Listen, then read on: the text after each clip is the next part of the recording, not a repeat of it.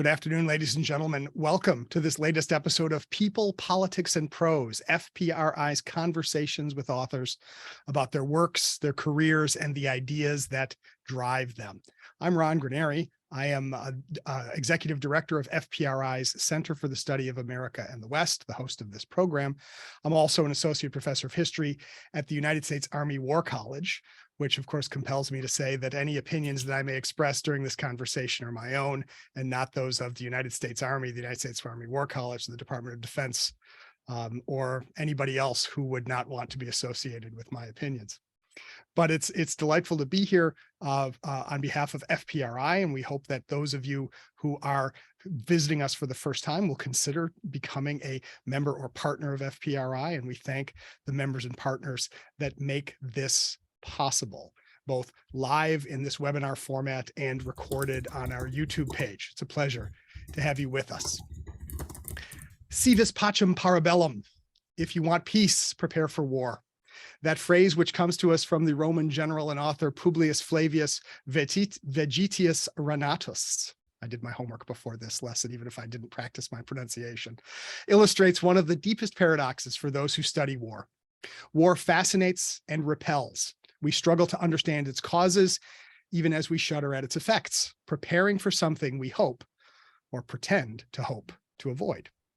Beatrice Heuser has spent a long and productive career studying war and strategy and the complexities of geopolitics, leading to her most recent book, War, A Genealogy of Western Ideas and Practices. In a rich and detailed magisterial survey of 2 millennia, drawing on a wide array of sources and examples, Professor Heuser invites readers to consider how not only the changing face of war, but the kaleidoscopic changes in how Westerners have thought about war. Among her provocative conclusions, she argues, quote, especially in light of at least superficial comparisons with other cultures, there is a striking proclivity in the West to see the world in binary terms that blind us to the nuance of reality. We view war and peace as clear opposites, but are they? And if they are not, what purpose is served by seeking to define the boundaries between them? What is war good for, after all? These are some of the questions we will address today in our conversation with Professor Beatrice Heuser. Beatrice Heuser is the chair in international relations at the University of Glasgow, a graduate of the universities of London and Oxford. She also holds a higher doctorate or habilitation from the University of Marburg, the author and editor of an admirably long list of publications, including The Evolution of Strategy and Reading Clausewitz. She has taught at King's College London, at the Department of War Studies, and at the University of Reading, and has taught or held visiting professorships at universities across Europe. She has been affiliated or is currently serving on academic advisory boards of several research institutes, including the French Institute of International Affairs, the Royal United Services Institute, Chatham House, the German Institut für Zeitgeschichte, and the French government's strategic studies think tank, IRSEM. She's also been affiliated with us here at FPRI, which is very pleased to have been helpful in getting her to produce this book, which is why we are extremely delighted. I know I am extremely delighted to have Professor Heuser with us today. Welcome to People, Politics, and Prose, Beatrice Heuser. Thank you very, very much for having me. And this is, of course, a subject that is very much part of this time of the year, particularly in Europe, when we commemorate today, the 9th of November, the Reichskristallnacht, the first horrible systematic persecutions of the Jews in Germany, but also on the 11th of November, of course, Armistice Day. It's a sort of time of year when everybody thinks about war, and particularly the very nasty and horrible sides of war that cannot be really glorified, however much you try. So thank you very much for having me. You bet. There is a lot to discuss, and I have my questions, as we often do on this program, but we are trying a slightly different format on People, Politics, and Prose this time, a more webinar format, so that our guests, or our let's say the other participants in this webinar, are invited to offer their own questions. You can use the raise your hand feature, and then I can call on you and you can turn on your camera and ask your question directly. Or if you prefer to put your question in the chat box, I will look at it and I will find them and I will read them for Professor Heuser. So off we go. I'd like to start just with a very basic question, and that is, what made you decide to write this book like this? The idea of a genealogy, after what you've done before, how do you see it fitting with your body of work? I think I've been doing with my study of strategy and war is that my subjects have got larger and larger and larger, and that I was more and more interested in ideas. One of the things that I find very important and that is very often neglected is how ideas condition how we see the world, but also how ideas determine what we're going to do about the world, how we perceive a particular incident and how we react to a particular incident. So how, particularly, you already mentioned this idea that we have a very binary approach in the West to thinking about war and peace, or civilians and combatants, or small wars or major wars, and that sort of thing.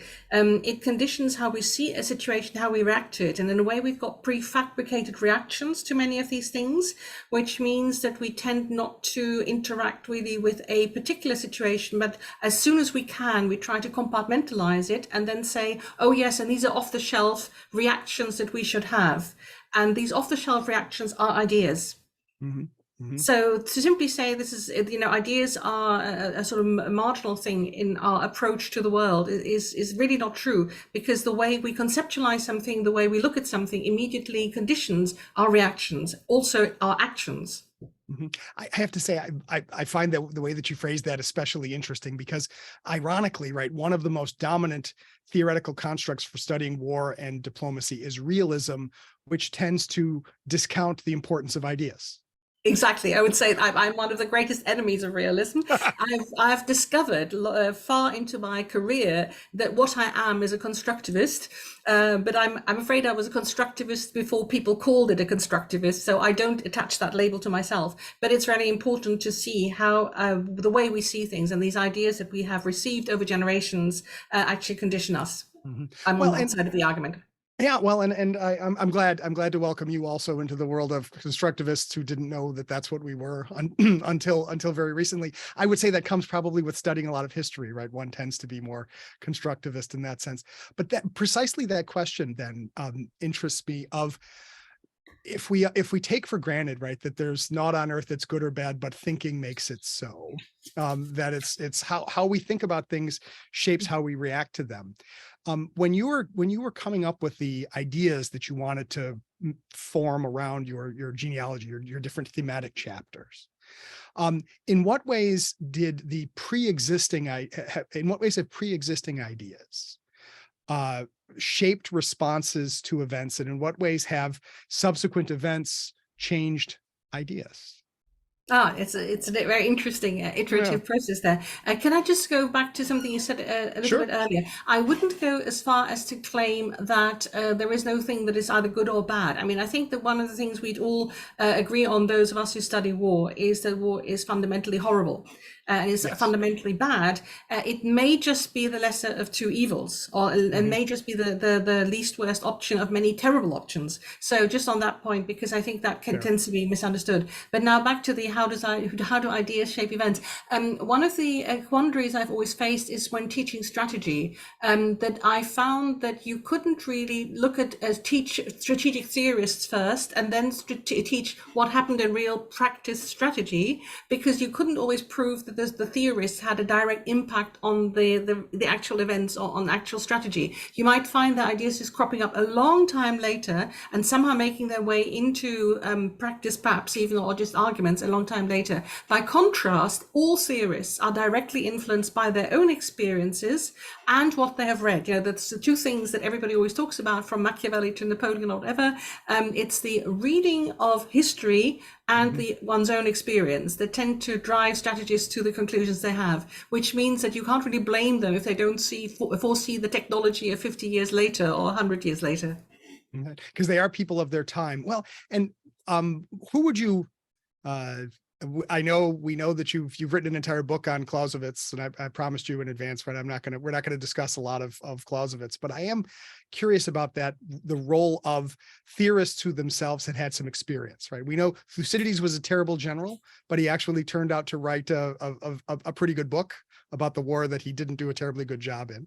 But how do we understand the role of theorists who people who have been involved in the making of policy and then tried to make sense about it afterwards. Are there any particular authors that you look to as good examples? Oh, quite a lot of them. Actually, the great majority of people who've written about war, I think, had some practical experience. There are relatively few who've been armchair strategists like myself.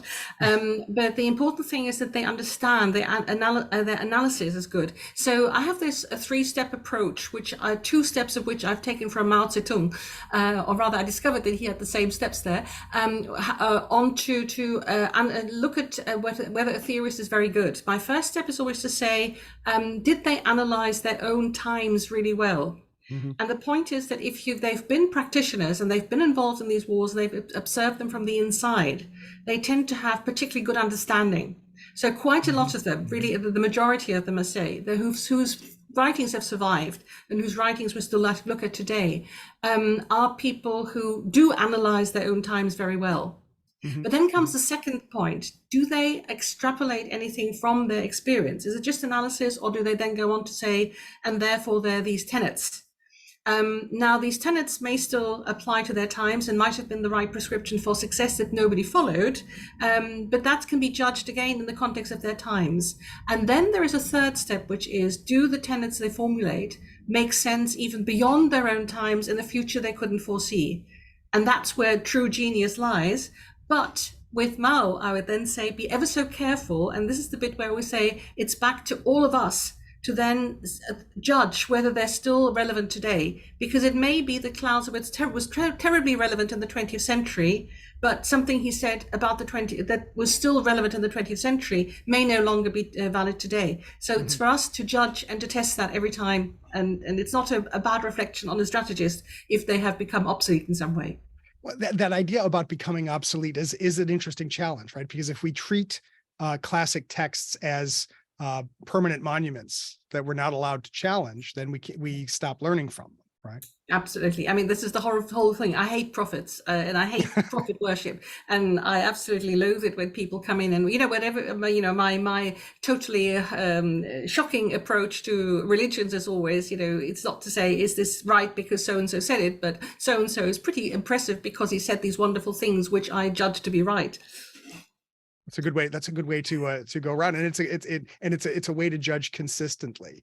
I think somebody would stone me for that, actually, but yeah, in some countries. Maybe that's one of the good advantages. This is a remote conversation. Indeed. That's right. You're secure. But so we've talked a little bit about the ideas. I want to move into the material realm for a moment, and that is, what do you think? You mentioned the idea that there are certain ideas that you can't expect the theorists to have anticipated, say, the technological changes that are going to come, or other changes. What role do you think specifically technological change has played in the Western way of thinking about war?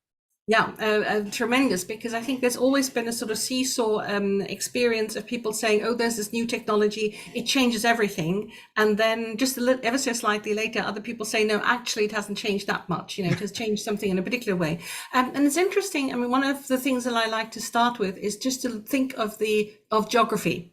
And there are those who say, geography is immutable and there's this eternal constant. And then, in fact, geography changes because you have climate change and islands disappear and volcanoes rise up and new islands come into existence and coastlines change, etc.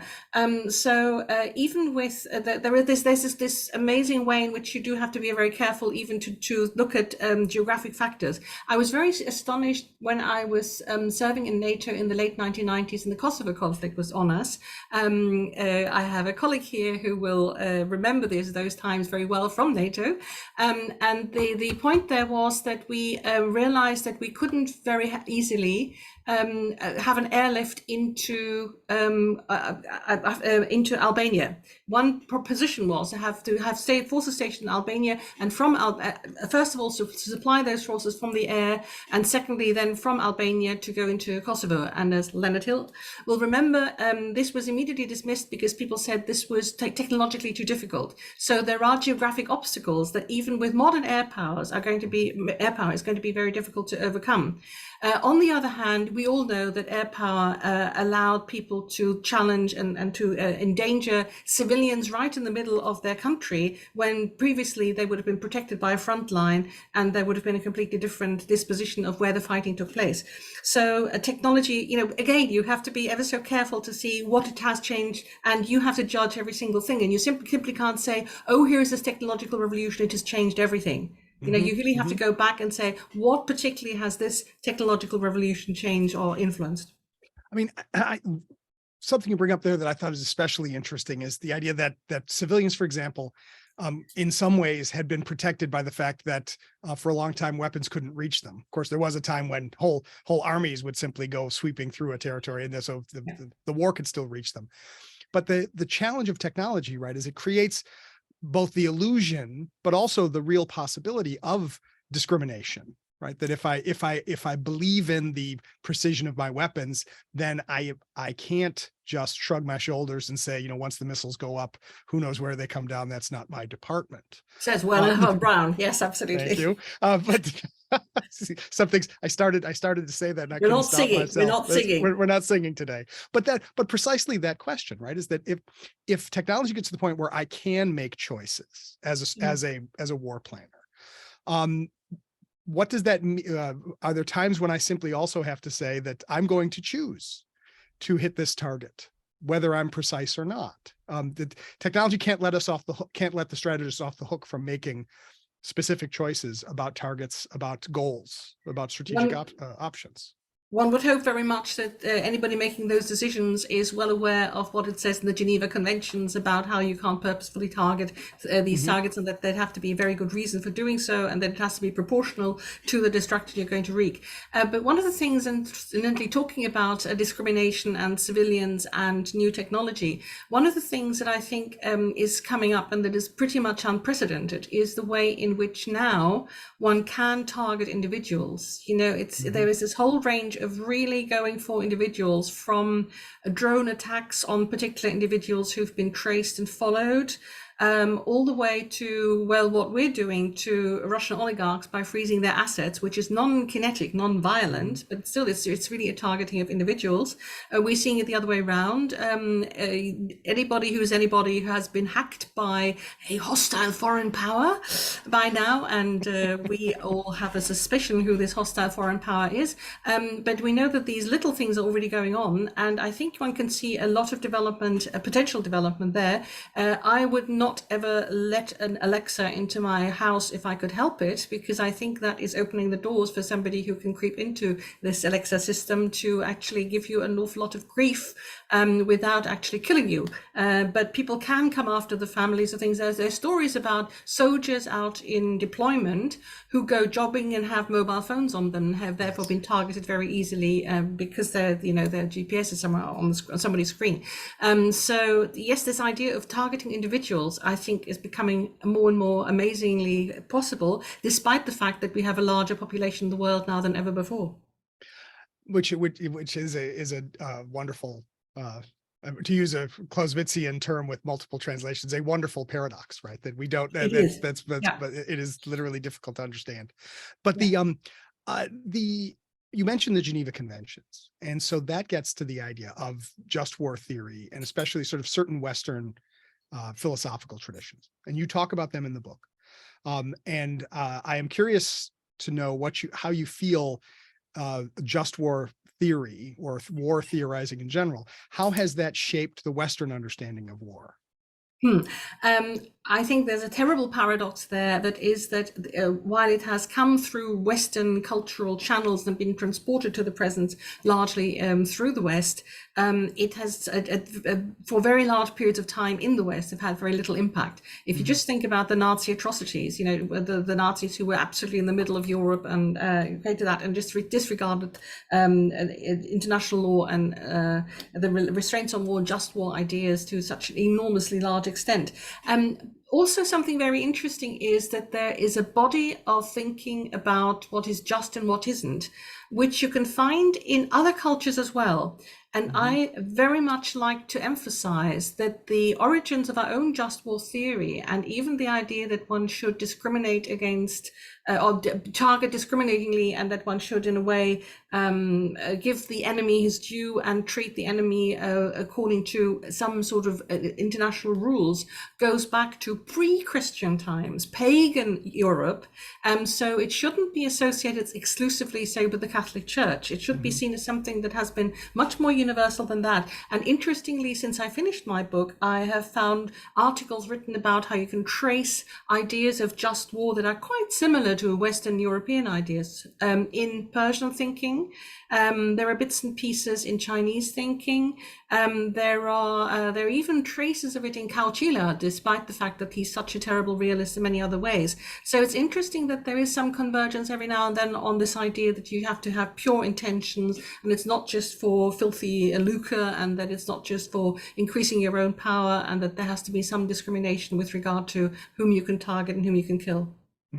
Well, and that, of course, because there is let's say there is a tendency in some circles within the West to suggest that because the West has this just war tradition, that other cultures don't share it.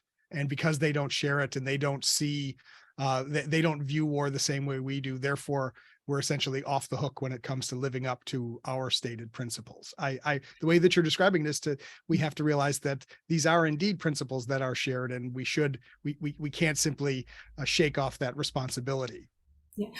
The other way around, what I find deeply worrying is if people out of hand reject these ideas and say, oh, they're Western, I don't know, colonialism, neocolonialism, whatever it is, when in fact they're all principles that greatly protect particularly the weaker states, the weaker people, those who are unarmed, those who are defensive, etc. So it's something that everybody benefits from, and it's actually a self-inhibiting thing that we have accepted in the West, when it was actually Western aggressiveness that has been endangering the world for centuries. And if we now go down to saying war as an instrument of statecraft should be prohibited, is prohibited by the UN Charter, then everybody has a great interest in buying into it, unless they are so strong that they can simply disregard it.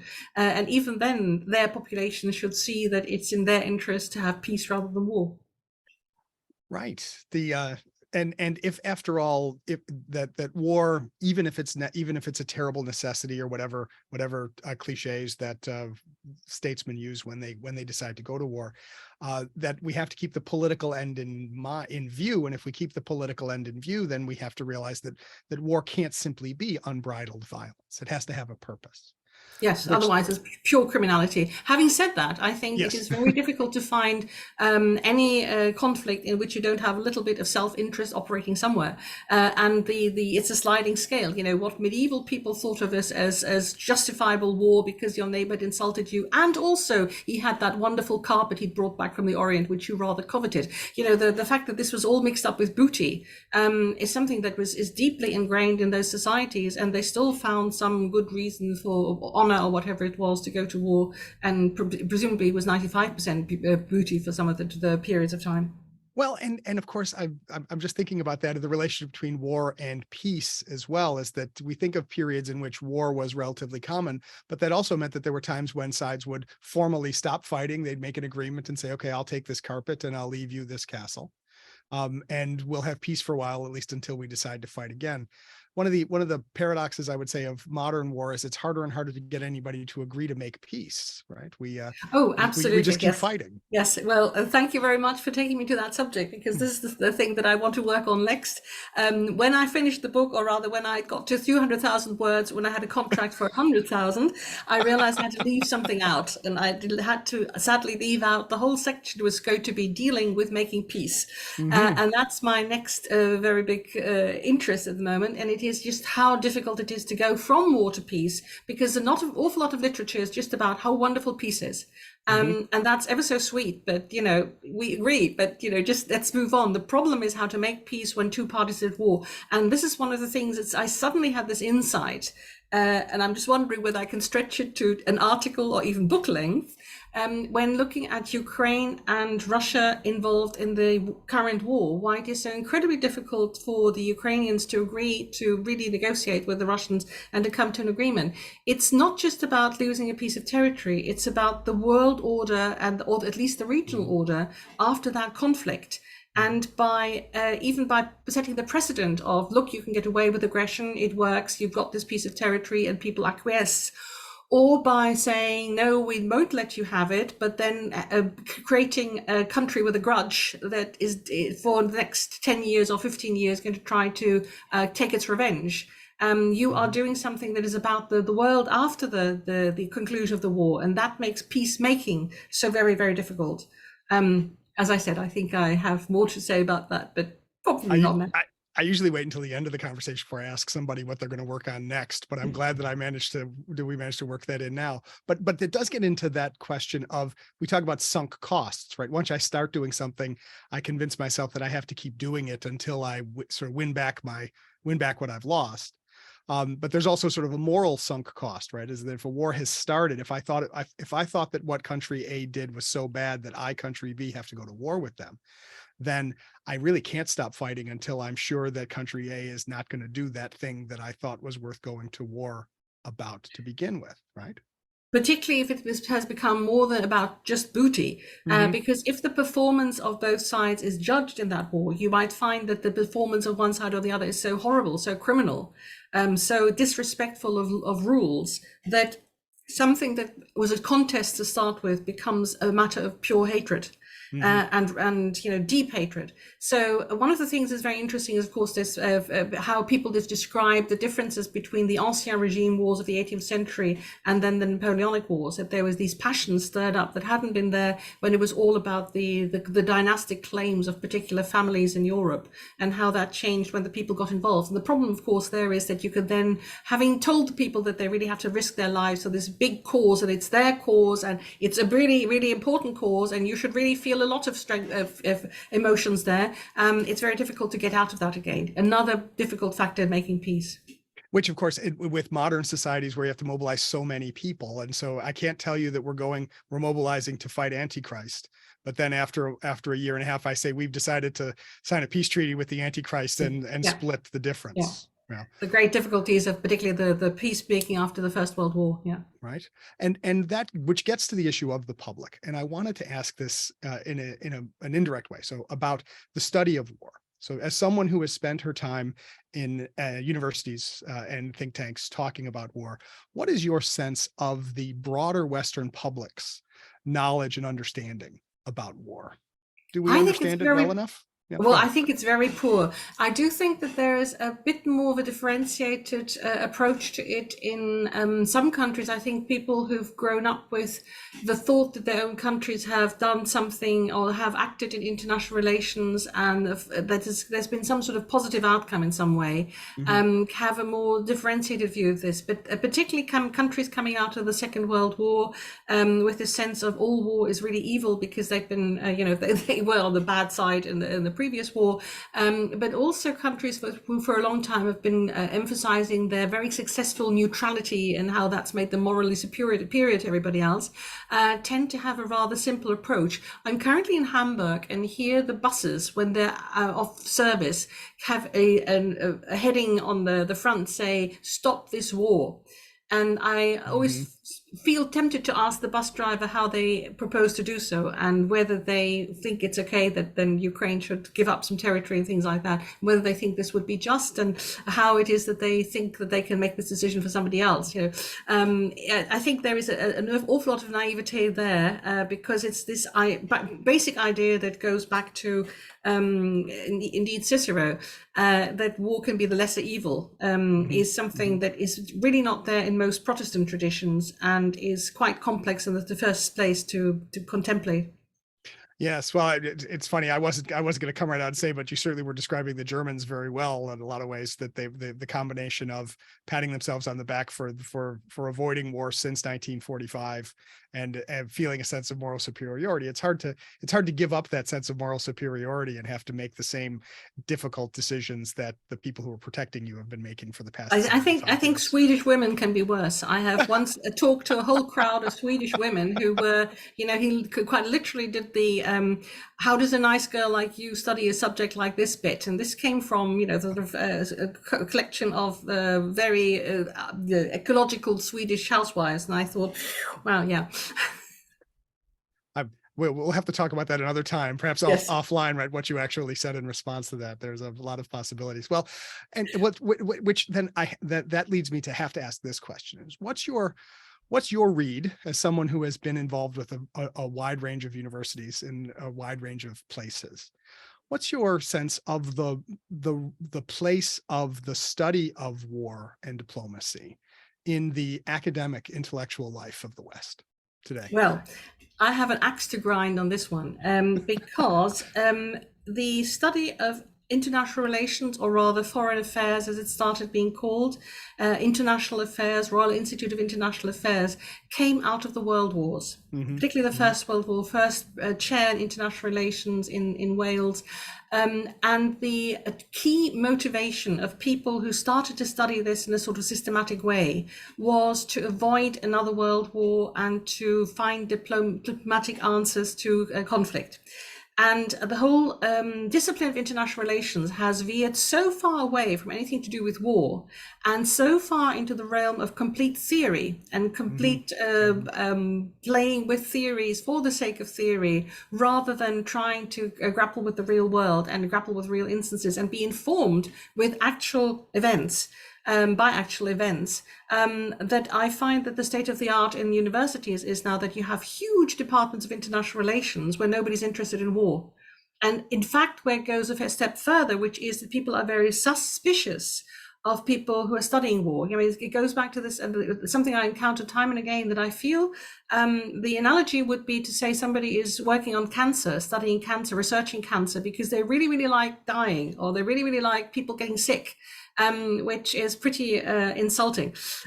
So there's a lot of suspicion towards people who study war, despite the fact that there are these burgeoning departments of international relations, which are really mainly concerned with things completely other than war.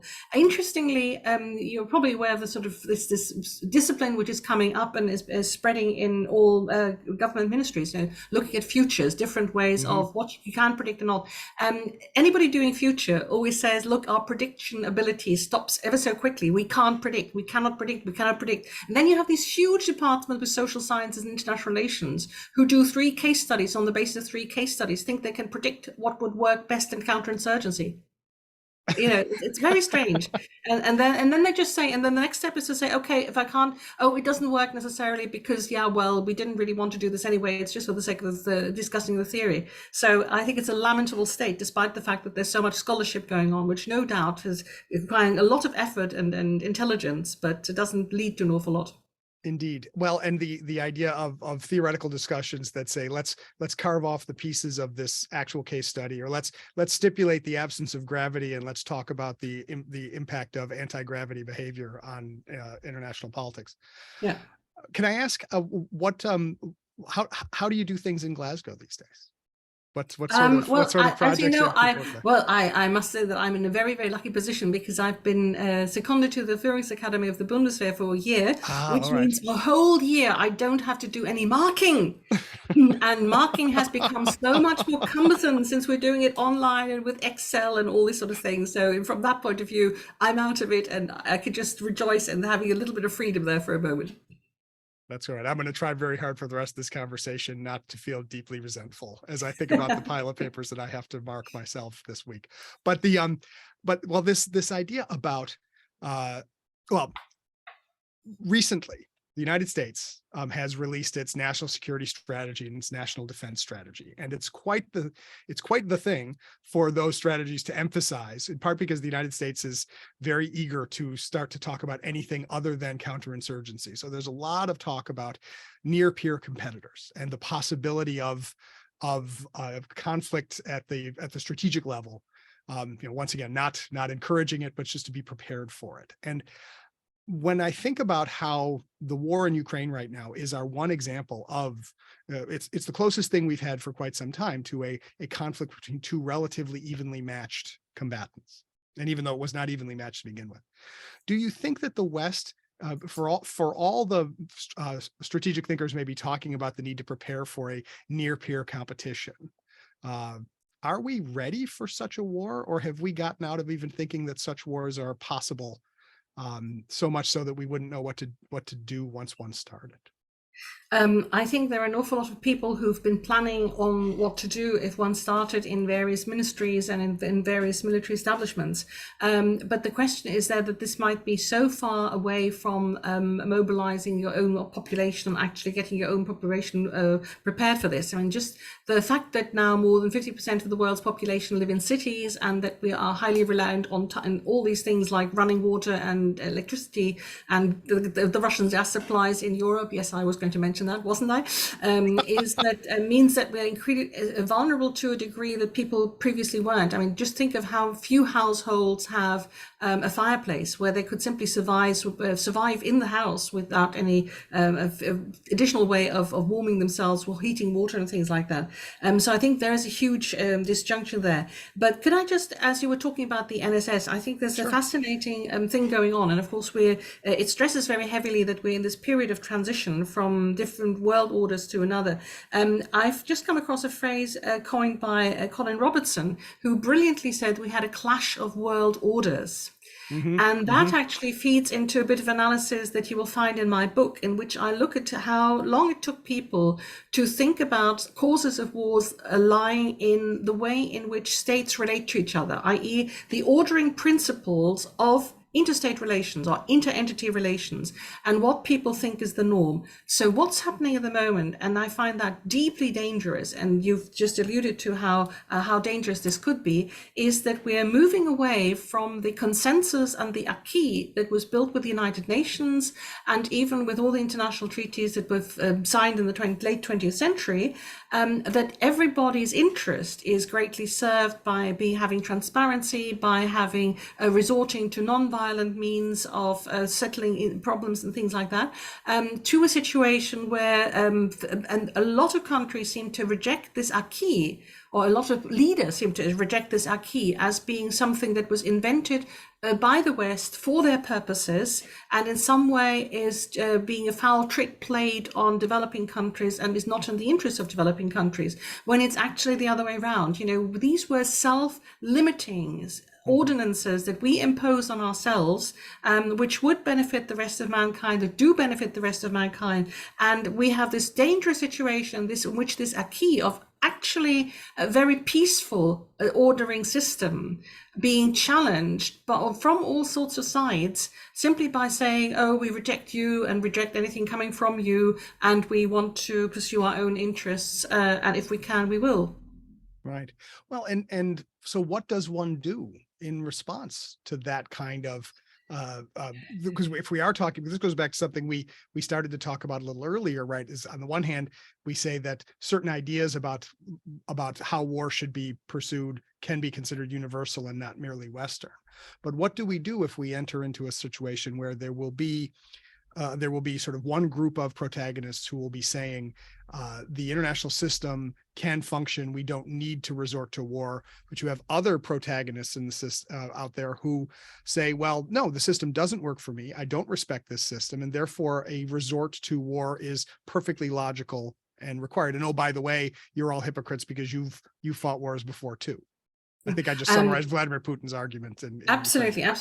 One of them is that, you know, we do have to fight with one hand tied behind our backs and not be hypocrites about upholding our own rules. And this is something we have to preach to everybody, including our own politicians, our own leaders, all the time. But the other one is that we have to try to have as much jaw as possible in order to try to persuade the other side and convince other people that this is also in their interest to go about this in this way, and to buy into also an ordering system, an ordering principle that protects them as much as their neighbor, and that limits them as much as their neighbor. So endless Giorgio, endless attempts of arguing with them, endless also interchanges and endless discussions, rather than turning away and turning inside and living in our bubbles. I mean, the bubble phenomenon, I think, is particularly dangerous because it's a sort of wonderful reinforcing and comforting a sense that we're all with our friends and we all agree. It's very good to be exposed as much as one possibly can to people with whom one disagrees, and to have fora and find fora to talk this through. Well, speaking of fora where we can talk things through, I want to call on the audience to don't be shy. I realize we've covered a lot of ground, but we do have some questions, and I see one from Fritz Heinzen. Fritz, if you would like to speak your question, go right ahead. Unmute yourself first, though. Very good, thank you. I found your work very interesting over the years, and so I have a question which may actually help inform where you want to go with a future with your next book. And it comes from a background. I taught Just War to 60 students every semester, loved it, and well supported by a major university in that effort. And often, though, I got the sense from many outside that this was sort of a nice theoretical idea, but was it practical and real? Reading the catalog copy for your book by Oxford, you seem to spend a fair amount of space and discussion in your newest book on Just War, and here you're talking about it today. So have you thought about taking this the next step? There is a lot of writing going on, but it's very chaotic and disorganized, and it would be neat to have it organized and put together by a scholar on just peace. And so I'm curious, have you thought about just peace? Could that possibly be a way for your next book to sort of have a coherence and an organization? All I can say at the moment is thank you very much for pointing me in that direction. As I've already said, I'd like to write about and work on peacemaking, but the problem of combining peace and justice is at the core of the difficulties of peacemaking. So the catchword "just peace" is perhaps precisely what I need now. I might just point you towards one little article that I dashed off for the Joint Forces Quarterly, which was about the Trinity missed by Clausewitz, in which I looked at the way in which he completely ignores the question of peace and just talks about victory, when victory is nothing if you don't have a lasting peace, and a lasting peace you can only have it if it is just. Yeah, so I looked at this trinity between victory, peace, and justice, but I think there's much more mileage to be had there, and I'm really grateful to you for this pointing me in that direction. I shall start Googling and looking up things under the heading of just peace. That may be just what I need now. Well, you'll find it's quite a burgeoning field now. Georgetown University Press has a book on it. There's some other books. There are various chapters here and there, and it is curious because there's so much fluidity. Some just say it's anything that's between pacifism and just war. Well, that's way too fluid and off that. But there's a lot of thinking going on, and in fact, it builds. And the nice thing is it can build on something like just war tradition, which has a very thought out approach. So, all right. Well, good luck with it. Let others ask questions. But thanks for being here today, and I'm looking forward. I'll have to obviously get a copy of your new book. And thank you for that idea. Wonderful. So see, this is one of the best parts about running a show like this is both the smart people that I get to talk to as the guests, but also the smart people who show up for the conversations, right? It's one of the great enjoyable things about these events. We're talking a lot about people, Beatrice. And I want to ask you, near the end of the book, you talk about technology, you talk about artificial intelligence. And of course, there's a very large literature full of ways to scare people about how leaving war in the hands of machines, what that would mean, right? Those stories rarely end well. But I do wonder, what role do you think thinking machines will play in distancing human decision makers from the costs of war? And will that shape the way we think about war? Will that shape the way we pursue it? Ron, all I can say, this is an absolutely brilliant question, and at the same time, I am such a Neanderthal when it comes to technology that I would be not just reporting to you or repeating or echoing what I've read secondhand, but it would be what I've read third hand. So I'm so far removed from understanding anything about it. But anybody who volunteers to enlighten me about this and to point me into good literature that will bring me up to date, I'd be ever so grateful. That is a Very fair difficult. response. I find that very difficult. Yeah, and because it does raise that challenge of, are we concerned about our human decision makers, right? We have our flaws as human beings. We make bad decisions, but sometimes we take a little bit longer to make our decisions. And there's a desire sometimes for technology that will make our decisions easier and somehow more rational. But the very ideas that we're talking about, just war, any kind of value system, those are designed to slow us down. And sometimes perhaps we need to be slowed down, I guess, in making our choices. I have a question here from Gail Yoshitani, who asks, Dr. Heuser, if you were to develop a 3 to 5 course curriculum on the study of war, what would it look like? Great. Can you just explain to me what is meant by 3 to 5 course curriculum? Is that an American thing? That would be an American thing. That would be the idea, is if you were to put together, say, a series of lecture courses, or would there be, you could either talk about this in terms of different topics for courses, or perhaps even for lectures within a course. Go ahead. With a maximum of 5 subjects. Yes. Oh, I see. Yeah, in that case, I'd always start about with things like how demography and geography and economics hang together, and how you have resource shortages and how there are causes of wars that are very material. I would then discuss at a relatively great length this whole issue of causes of wars and look at it from all the different disciplinary angles. Azargat's book on war and human civilization is absolutely brilliant on that in its first chapters. Then I would move on to say, I would look at the just war tradition, including, of course, the critics of the just war tradition, who said this has been something that's been put forward over and over again in order to cover up much more dastardly motives. I would emphasize that, and I think that's quite useful. I mean, this was an insight I had, and this is in my new book, how it took people a long time to get from war is human nature is wicked, and then to move on, well, actually society is wicked. Oh no, actually it's not just human society, it is the interaction between different societies, and then it's the ideas, to see that there are all these different things, rather than just say man is evil, full stop, we can't help it. So that would be the next one. And then of course I try to bring in some big typical clusters of wars, and how where they originated, where they went, and how they unfolded. So just with examples from these different clusters to illustrate the great variety, if that's any help. That is a good way to think about it. I mean, the challenge is always to figure out how to put limits on what to talk about, right? Yes, when everybody asks why did a war start, right? You can't say, well, there were these 2 brothers, Cain and Abel. Yes. Every discussion that I used to have a Cain and Abel on my course handout, which was war peace. No, sorry, called the causes of wars, and it used to have Cain and Abel on the front. Yeah. So, but it's always where you start and where you finish. While we're, I don't want to, you're not here to comment on contemporary events, so I'm gonna hold off for a second. But I see the idea about do you see, what is the role of third parties in a war?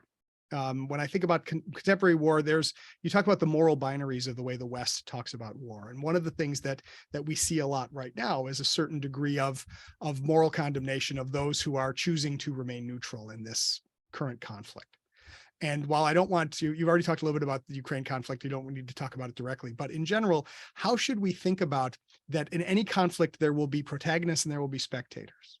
And how should we imagine the role of spectators in an international system? I think spectators may not be entirely neutral these days. One of the things that is pretty pronounced is that even pretty far away people, if they have any interaction with social media at all, can in some tiny little way contribute to the way people, a larger group, think about something. One of the things that we also see, obviously, with the Ukraine war is that all sorts of spectators or countries that are supposedly keeping out of the war are in fact heavily involved in it. It is actually a proxy war to a large extent between Western powers and Russia, with Ukraine being the proxy fighting for the Western powers because we're feeding it. We know that our ideals are at stake and we need to help them. So the neutrality, most African countries are really keeping out of it. Most Asian countries are really keeping out of it. But there are, I think there's much less of this sort of neutral spectator sport thing than we had in, I don't know, Ethiopia, Eritrea, or a number of other local conflicts. There is another interesting point, which is that people have gone out of their way to try to classify, and this includes, of course, international law of armed conflict, to classify domestic violence, or rather, violence within states, non-international armed conflicts, international armed conflicts, and then non-international armed conflicts with international involvement. I'd like to have a list of armed conflicts within countries, i.e. civil wars, insurgencies, where there hasn't been international involvement. I wonder whether we can get to more than 5 or 6. Because I think on the whole, there tends to be somebody else who's not just a spectator, but somehow coming in. And if you really bring it in from the point of view of this being a fight for ideas, then really it does go all the way into the media of all these different countries, and neutrality is not necessarily there. Even the Neue Zürcher Zeitung, the very neutral Swiss newspaper, would comment on it in a way that takes sides. It wouldn't be entirely neutral. So I'm not too sure that there is that much neutrality, except for people who really don't take any interest in any politics, in the international affairs at all. Well, and I think about this now, so going back to the First World War, right, that the United States had this idea that one could be neutral in the war in Europe, but continue to trade with one side or the other. You could say you want to trade with both sides, but if it's only possible to trade with one and you're only able to ride on ships that belong to one, then are you really being neutral at all? The passengers of the Lusitania discovered that it was very difficult to maintain your neutrality in a situation like that. And so that's where we are too with the role of economics in war. And that if I'm trading with someone who is fighting in a war, if I could either choose to participate in sanctions that would actually be limiting that state's ability to wage war, or I can continue to trade with them and I can make it possible for them to keep fighting. And so I'm not, whereas I could say, if I was a good Swiss, and I'd say, hey, it's all just business. I'm just trying to make some money. But it is not completely innocent. It is not completely neutral. Yeah. And has Western thinking on the role of economic participation in warfare developed, changed, or do we have an adequate understanding of the relationship between between trade and warfare? When you say it depends very much. We're talking about the elite. Do we talk about the population of Germany in general? I'm absolutely horrified and shocked to see what the population of Germany in general thinks about this. But it's moving. It is moving. It was very interesting because I discovered a local radio station, or rather a German radio station, which does very good reporting and does an awful lot of interviews with politicians. And I can tell you that I've been in and out of Hamburg since February, but mainly since June. I've been here most of the time. And I could really see that for months and months, people would dissociate, and politicians would dissociate anything to do with rising petrol prices and rising gas prices and heating problems, etc., from the war in Ukraine. They would treat it as very separate. It's only now, it's only over the last month or so that you've had people very explicitly say, and there's a German active word for to be cold. So imagine an active word for to be cold. We are going to be cold for Ukraine, but saying it in an active way. We are in solidarity with Ukraine. We have to accept that we're going to be cold this winter. And it's very interesting how before that, I heard a lot of people say, no, we won't do that. It would be unacceptable to have our living standards go down. We'd have riots and people wouldn't stand for it. And it's extraordinary that it couldn't be elaborated more to people that this is something that is about their own interests and their own values and their own, a future world order in which they're going to live, for which they might want to make a little bit of a sacrifice. Well, and if you're not willing to pay a cost, then something doesn't have any value.